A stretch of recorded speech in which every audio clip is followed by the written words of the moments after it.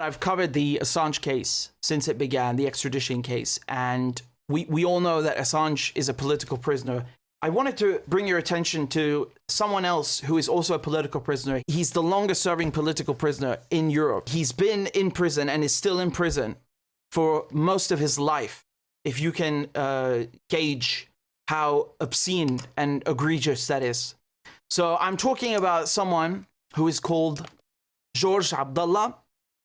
He is a resistance fighter imprisoned in France. And before I go any further, he is a further example how people who resist Israel and America, it's nothing to do with being Muslim, because they want to frame armed resistance as being something with Muslim extremism. This is Islamophobia. He is a Christian.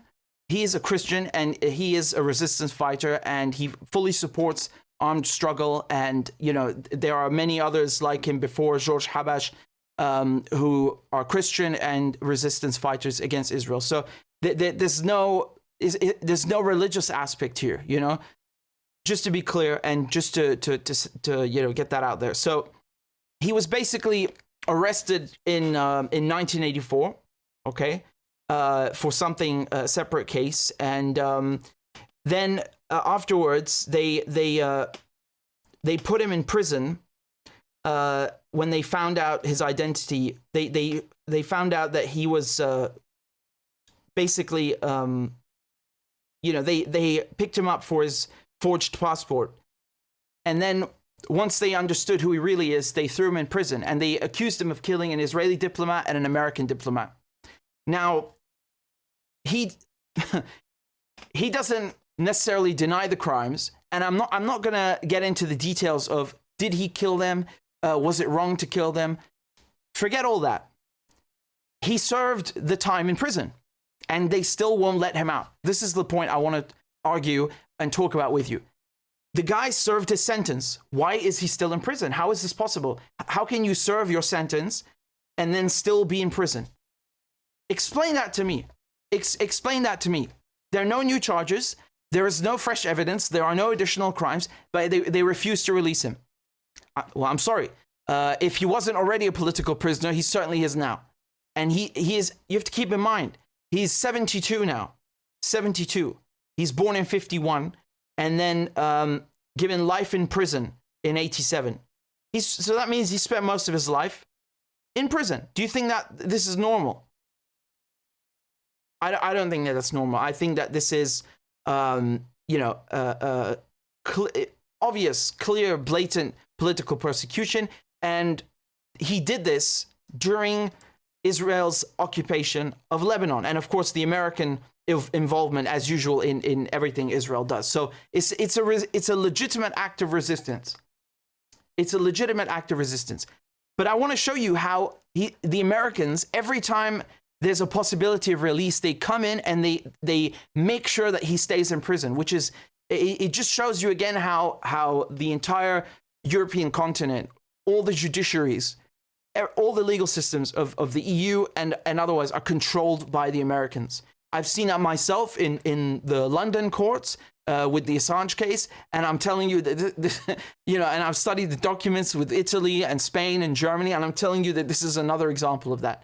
And lo and behold, guess who? Again, I want you to tell me in the comments, who do you think, which American official in when was this, 2013? Yeah. Which American official in 2013 went to France, or excuse me, basically told the French authorities to keep this guy in prison, and then, you know, this is 3 days before he's set to be released and go back to Lebanon. He's been granted parole. He wants to go back home, and it goes down the toilet in the gutter. Who do you think?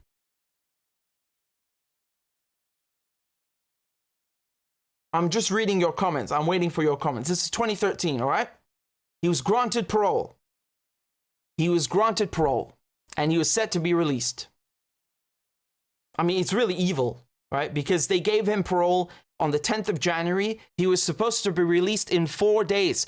I mean, think of the sabotage to you know, stop him being released within 4 days. I'm going to read your comments. Some of you are saying Clinton or John McCain. I'm seeing also Biden. And I'm seeing Blinken and Nuland. It was Victoria Nuland. This bitch. This bitch. I mean, talk about evil, really. She is such a vindictive, conniving, evil. I'm trying not to swear, man. I'm trying to cut down on the swearing. She is such a conniving, evil person. And by the way, Victoria Nuland is the one that said, oh, the case in Sweden against Assange has nothing to do with us. There will be no persecution of Assange. We are not interested in persecuting him. This lying, conniving, goddamn witch. Truly a witch. Look at this. On January 10th, Abdullah was granted parole on appeal by the Chamber of Sentences application of Paris on the condition of an order of deportation from France. So basically, you get parole and you're free, but you have to be deported instantly to Lebanon. Great. The guy wants to go home. What's wrong with that? It's perfect. So that's 10th of January. Abdullah's lawyer said that his client hopes to return to Lebanon and take up a teaching job. Victoria Nuland, spokeswoman of the US State Department, declared to the press the US government's objection to his release on 11th of January. The United States ambassador to France, Rifkin, said, I'm disappointed by the decision today. Life imprisonment was the appropriate sentence for Mr. Abdullah's crimes, and there's legitimate concern that Mr. Abdullah would continue to represent a danger to the international community if he were to go free. And then Manuel Valls, the Minister of Interior, refused to sign the administrative paper for deporting Abdullah.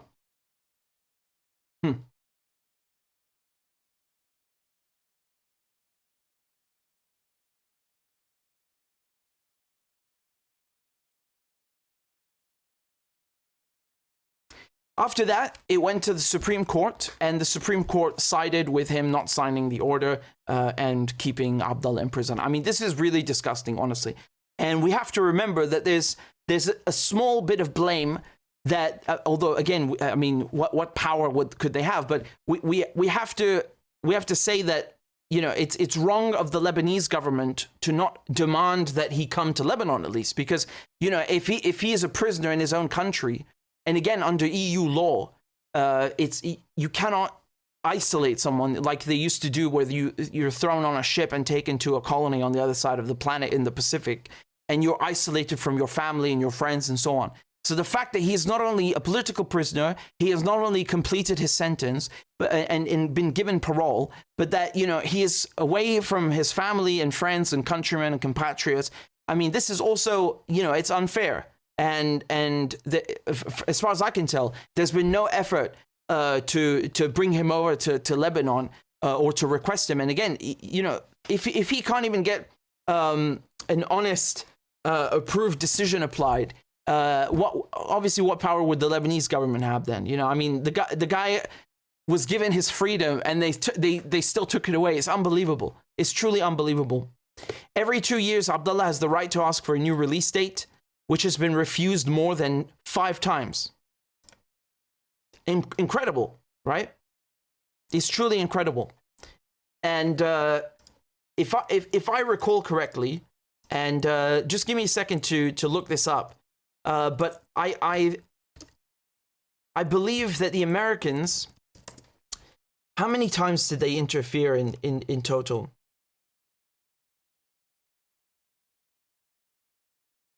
Well, I'm not, yeah, so this is what I wanted to show you. This is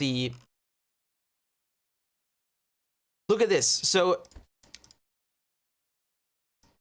in Europe, the period of unconditional imprisonment attached to his conviction was not indicated during his trial.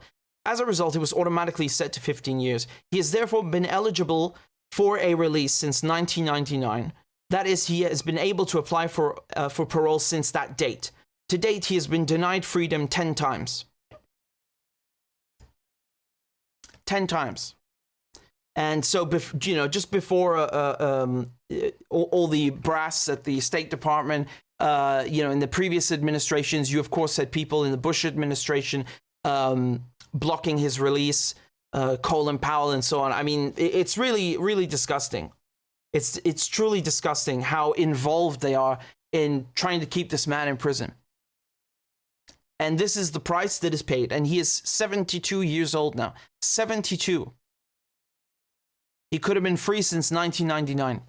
I'm sorry, but when you're given a sentence, life with parole, and you're granted parole, how can you take that away from someone? This is insane.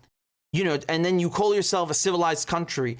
What is this? I mean, this is an embarrassment to the French. It's an embarrassment to the Americans. It's truly disgusting. And I want to say something. The fact that the Americans interfere so much and they're so involved with keeping this man in prison, it indicates to me that it's not just the Americans, it's also the Israelis behind it, because they can also get the Americans to strong arm the French more than the Israelis can do themselves, right? So remember, he did allegedly attack a U.S. diplomat as well, fine, but the level of ill intent and malevolence and contempt that they harbor towards Abdallah is a bit too extreme for me to just discard any Israeli involvement. So, by the way, the reason I was looking at Madeleine Albright, did you know, for example, that Victoria Nuland is originally, her parents are Jewish immigrants from the Russian Empire, just like all Israeli prime ministers, by the way, right? So they come from an area. This is in Ukraine. This is the area that her parents come from. It's in modern day Ukraine. I didn't know that. Given her name, because Nuland didn't strike me as being Jewish or Eastern European at all. And then Madeleine Albright, it turns out her parents also Jews from Eastern Europe, from the Czech Republic, and she changed her name. Her original name is not Albright, because Albright is a particularly English name or American name, and it absolutely has nothing to do with her original name. I was looking these two up because of their just out of curiosity, and it is something about the cruelty of their behavior, the cruelty of that the callous statement where she's being told she starved 500,000 Iraqi children to death, and she doesn't even contest it. She just says, yeah, it's an acceptable price. There's something about that vicious, ghoulish behavior that reminded me of the Israelis, right? It's so similar.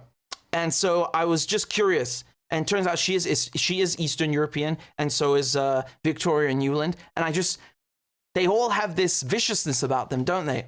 And then they become number one or number two in the State Department, and they go all around the world and start killing Arabs and killing people, and it's something weird about them. Then again, Hillary Clinton, it's not too different, is she? But I didn't look into her parents' background at all. She's, This is a photo of Georges Abdallah, and he's sitting with Maître Vergès right in front of him. And Vergès is actually the most famous French lawyer, who ever existed. And he's known for taking on very controversial cases. He, for example, defended a Nazi, Barbie Klaus, in court. And you know how he did it? Because he's half Vietnamese. So he fucking hates the French Empire, and he was completely anti-imperialist. And the way that he defended the Nazi in court, and he got him off in the end, he said, look, what the French government is doing in Algeria is very much what you're accusing my client of. So if he's a criminal, that makes you a criminal as well, and that makes this entire court illegitimate. So he did stuff like this, which is, excellent, and. He was a resistance fighter in World War II against the Nazis themselves. So he obviously, he's no fan of Nazis. very clearly and obviously. I think he took on that case to point out the French government's crimes in Algeria more than anything. So, really a top lawyer. And he obviously took on George Abdallah's case because of its significance and because of it was the correct thing to do. I would have loved to interview him, but he passed away, unfortunately. In any case, I wanted to tell you about George Abdallah because I've done so before in the past, but he's the longest serving political prisoner in Europe. And, the fact that he's been given parole, but they refuse to release him. What kind of justice system is that? It's a cruel justice system. France has not changed from the days where they would put you on a ship and then send you to the Pacific to chop trees because you stole a piece of bread. It's just as barbaric and just as vicious. And they like to pretend like they're better than other countries and like they are the civilized ones and les Lumières. Complete bullshit. Complete bullshit. So. Until he is free, no one is free, right? And you can say the same thing about Julian Assange and Palestine, because they are all cases of people being abused, killed, murdered, vilified because of their simple desire to seek self-determination, nothing more. This guy's country was occupied by Israel, and he wanted to free his country. And of course, the Americans were taking part in that occupation. So, he just fought for his country. The same way that if you saw two German diplomats during World War II, I'd also fucking gun them down. Yeah, absolutely. And these people are resistance fighters, but they want to make them out to be terrorists. I'm sorry, man. Terrorism is starving 2 million people, in a concentration camp. Terrorism is invading Lebanon every couple of years. They're the terrorists, but they want the resistance fighters to look like to make them out to be some kind of anomaly or weird or criminal individuals, and that's just further confirmation of the criminality that the Israelis have about them, and the Americans, and their illegitimacy